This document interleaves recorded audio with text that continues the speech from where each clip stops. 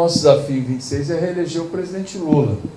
Nós estamos conversando nos estados, estado por estado, para que a gente possa montar palanques fortes para o presidente Lula nos estados. Aqui, claro, é uma situação muito tranquila para nós, pela liderança do governador Rafael, pela liderança do nosso ministro Wellington. É uma situação tranquila para que o palanque do presidente Lula seja forte, mas em muitos estados nós estamos dialogando, construindo com aliados, Então a prioridade é fortalecer os palanques estaduais, garantindo a reeleição do presidente Lula, que é fundamental para o Brasil. Tem muita coisa acontecendo de positivo no Brasil, mas para que isso tenha continuidade central, fundamental, nós reelegemos o presidente Lula, além do que nós reafirmarmos o Brasil como um país democrático, um país que valoriza a democracia, um país que quer ser vocacionado como um país que fortalece a democracia, portanto, combate todas as formas autoritárias de exercício do poder. O Edinho Silva ainda falou também sobre o relacionamento e as articulações que o PT tem com o partido do famoso Centrão. Nós estamos dialogando estado por estado. Eu tive agora em Manaus, nosso governador será do PSD, o senador Aziz. Então, aqui o PSD também apoia a reeleição do governador Rafael.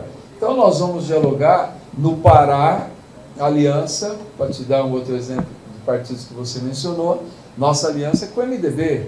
Então, nós estamos dialogando estado por estado, com os partidos. Claro, nós valorizamos muito os nossos aliados tradicionais, e eles serão priorizados.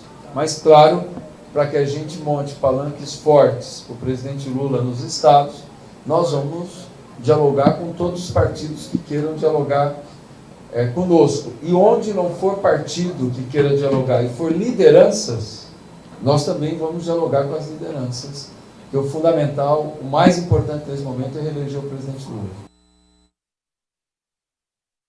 E, por fim, o Edinho Silva também falou sobre o relacionamento que o Partido Trabalhista tem com as comunidades evangélicas, que é um dos pontos, então, que a gente mais fala dessa mudança ideológica, dessa ruptura ideológica que tem dentro do Partido dos Trabalhadores.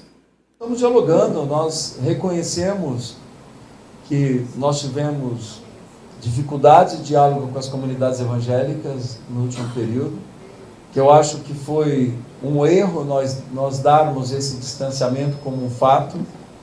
O PT sempre dialogou muito com as comunidades evangélicas, nós sempre tivemos muitas relações com as comunidades evangélicas e penso que nós temos que retomar essa capacidade de diálogo. Esse distanciamento, na minha avaliação, ele não tem razão de ser, ele não tem lastro na realidade e eu penso que é um desafio o PT se esforçar e se empenhar para que a gente retome esse diálogo.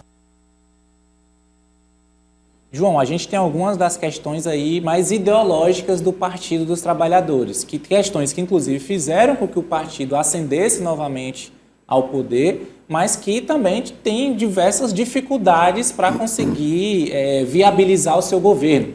Essa relação com o Centrão, que a gente está vendo agora uma ruptura quase que completa com todos os partidos do Centrão. A gente tem também essa questão da bancada evangélica, e não só da bancada em si, não apenas parlamentares, mas da comunidade evangélica como um todo. Como que o PT pode trabalhar para ter um pouco mais de paz ao trabalhar com essa, se é que existe, né? Essa possibilidade de pelo menos uma apaziguação dos ânimos com esses setores? É um desafio muito grande, porque é uma dificuldade muito grande, Vitor. Do Centrão, não sei se os colegas vão concordar comigo, mas o Centrão é complicado se falar em aliança. Por quê? Porque é aquele grupo de partidos que vai pertencer ao governo. Lula, Bolsonaro ou qualquer outro presidente que entrar vai ter que chamar o Centrão para conversar. Então o Centrão não se importa, o Centrão não se envolve em eleição presidencial. São deputados federais e senadores, cada um se preocupa lá com a sua eleição. Normalmente eles são reconduzidos porque tem uma tendência natural de reeleição, tem estrutura política e financeira para isso, e aí o presidente que foi eleito, seja Lula, Bolsonaro, Tarcísio, Haddad, vai ter que chamar o Centrão para conversar. Agora, o PT enfrenta uma dificuldade muito grande hoje, porque o Centrão, pelo menos nessa aliança Progressistas e União Brasil, a gente vê claramente, né, que houve ali uma questão ideológica mais forte e mesmo até nesse contexto de fragilidade, né, professor, da presidência da República, a gente vê um Centrão mais independente, né? Hoje, os deputados não precisam estar atrás do presidente da República, não precisam andar de ministério em ministério solicitando recursos, porque já que eles possuem as suas emendas impositivas, eles vão liberar recurso. Então, isso abriu margem para uma questão ideológica mais forte e isso é um desafio muito grande para quem está no exercício da presidência da República. Para Lula, principalmente, como ele tem pauta, como ele tem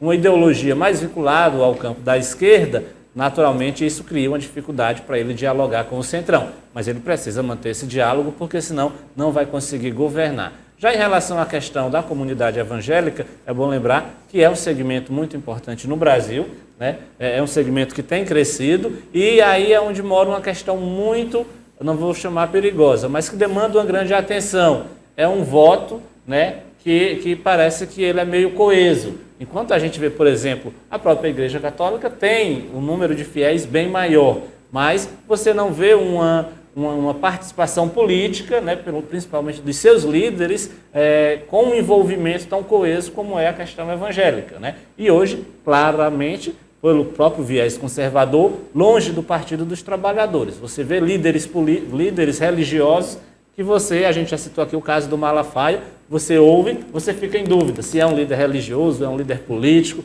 enfim, qual é o papel dele. Mas é certo que é um segmento que, por uma questão ideológica, hoje está longe do PT. E em 2022, é um segmento em que o PT precisou suar a camisa para furar a bolha e conseguir esse voto, né? Aí entra, sem dúvida nenhuma, as estratégias do partido e do próprio presidente Lula. Eu acho que tem erros da esquerda no diálogo com as igrejas evangélicas. A esquerda tem uma dificuldade, eu vejo que ela tem uma dificuldade de reconhecer, por exemplo, que a igreja evangélica avançou muito na ausência do Estado. Tem lugar que o Estado não chegou lá com educação, com projeto social, e as igrejas conseguiram, por meio do seu papel evangelizador, alcançar esse público e, é claro, que inseriram lá também questões relacionadas ao conservadorismo que afasta, né, essa população, professor, do campo da esquerda. Mas é um desafio que o PT vai ter que enfrentar e, se quiser ganhar as eleições de 2026, vai ter que dialogar com o Centrão e também com o setor evangélico, e não só dialogar, mas conquistar esse voto. Só contribuindo aqui com a discussão, eu acho que a esquerda brasileira, por muito tempo, cometeu alguns equívocos importantes nessa relação, e aí eu cito dois deles aqui. Primeiro, uma defesa exacerbada de algumas pautas identitárias. Sim. E também essa briga com os evangélicos, os católicos, em algumas pautas de costumes, né? E o brasileiro, naturalmente, tem uma raiz mais judaico-cristã, é conservador em vários aspectos, e durante muitos anos a esquerda brasileira cometeu travar essa verdadeira guerra cultural, né? Essa defesa muito forte de pautas identitárias que, para esse segmento da sociedade, não são bem vistas, não são bem recebidas. Professor, como é que a gente... Para complementar, mas se você observar, o governo Lula 1 não botou nenhum projeto de lei sobre a mudança da criminalização do aborto, não pautou nenhum governo, justiça seja feita, né, independentemente de qualquer coisa. Nenhum Fernando Henrique Cardoso, com o PSDB que tinha uma coisa mais centrista, né, centro-direita, nem o PT e nenhum governo pautou nada moral. Se vocês observarem, não houve pauta moral. Muito pelo contrário, Dilma se esquivou, Dilma defendia abertamente a legalização do aborto, ao assumir a presidência se esquivou profundamente da pauta e não pautou. Lula, muito pelo contrário, nunca nem fala nas falas deles. Então, por quê? Porque o eleitor brasileiro, ele é um eleitor conservador, independentemente. E essas pautas identitárias, e eu acho que o executivo ele não está de todo errado. Essas pautas identitárias têm que ser discutidas no Congresso. E o Congresso tem que fazer o papel dele. O Congresso é para representar a população, independentemente do espectro, independentemente da religião, do gênero, da orientação sexual, não interessa. E o ideal é que todo mundo esteja representado. Porque quanto mais parcela da sociedade estejam representadas no Congresso Nacional, mais força a população tem de colocar a agenda de seus interesses para governar o país, porque não se governa por ideologia. Se você pegar o PT de 89 ao PT de 2022, eles são distantes absurdamente. Tem trabalhos feitos sobre isso, inclusive. E o próprio Bolsonaro. Bolsonaro foi eleito com uma pauta extremamente conservadora e ele não conseguiu pautar nenhuma pauta conservadora que ele defendia. Não pautou nenhuma, porque não é papel do executivo. Porque o executivo não vai conseguir pautar essas coisas, porque pautas morais não fazem parte do governo. Nenhum governo. Eu posso até ser eleito, eu posso até vender, eu posso fazer marketing com isso. Mas quando eu sentar na cadeira, eu vou ser presidente dos brasileiros e das brasileiras. Então, a minha postura ideológica, tem uma frase que o Fernando Henrique Cardoso disse ao assumir, que é uma frase de contexto sociológico. Ele diz o seguinte: o sociólogo vai assumir a presidência e o que a gente espera do sociólogo? Ele vira e diz para o repórter: esqueçam o que eu escrevi. E todo mundo, nossa, como histórico, vai jogar na lama toda a produção intelectual. Não, ele estava dando uma lição, uma aula de sociologia para todo mundo. Max Weber, ética de convicção e ética de responsabilidade. Ele está dizendo: quem está assumindo a presidência não é o sociólogo, é o político. E o político, ele não pode agir com a convicção daquilo que ele pensa, com as coisas que eu defendo, com as coisas que eu acredito. Eu tenho que agir com a responsabilidade porque eu vou governar para todo mundo. E assim vai ser sempre. Até um deputado que foi eleito vendendo: eu vou votar contra a redução da maioridade penal. Ele foi eleito por um partido que faz parte de uma base. Chegando lá, a liderança fecha a questão e diz assim: não, nós vamos votar contrário disso aí. Ele não vai votar a favor, porque ele não vai poder votar a favor. Ele vai fazer uma venda de que lá na frente ele não vai poder entregar, porque é o processo político.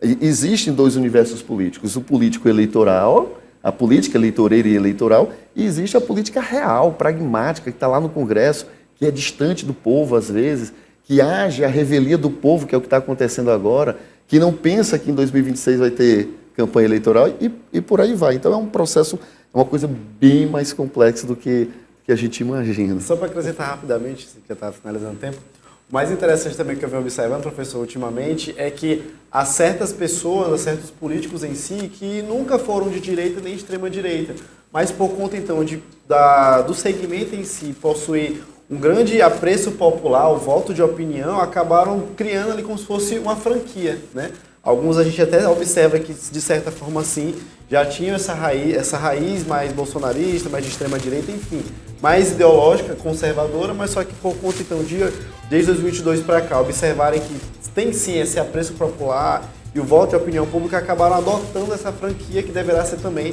reproduzida novamente nas eleições do ano que vem. Com um adendo. Com um adendo. Existe aquela coisa de eu já sou isso, mas eu ganhei espaço, ganhei eco, então eu posso defender claramente. Havia na base bolsonarista muita gente que já defendia aquilo, só que não ganhava corpo e espaço social para defender abertamente. Quando eu tive um presidente que defendia isso abertamente, me deu carta branca para tudo.